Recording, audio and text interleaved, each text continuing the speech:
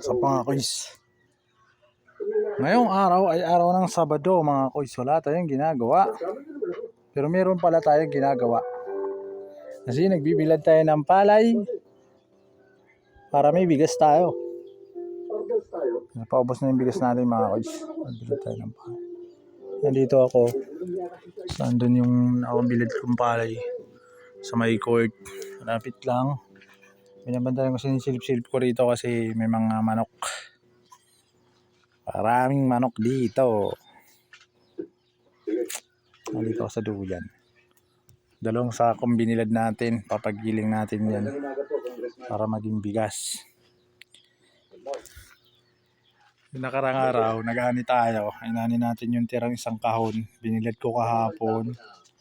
Umani siya ng bali 4 na sako. Binigay ko sa nag-ani at saka dun sa nagbulot yung isang sako. Bali 3 yung inuikot. Binilad ko kahapon. Tapos tumulong sa akin nun si Uncle nag-ani. Bibigyan ko na lang ng bayad yun si Uncle. Babayaran ko na lang siya. Siyang tumulong mag-ani. Yung bata natin nasa loob nanonood ng TV. Dito lang tayo sa duyan sa may puno ng mangga. Ayan, puno ng mangga. May manok tayo dito. Akin yung manok na yan. Nakatali. Meron din tayong manok dito sa likod. Ayan. Yung kulay white na yan, akin din yan. Tapos yung isang mga manok ko na kulay white na maraming sisiw, siya yung sisiw, pinakawalan ko. Ayan. Bali 10 yung sisiw niyan, namatay yung isa. Pakita ko sa inyo yung binilad kong palay. Ayan, yung manok. Ayan.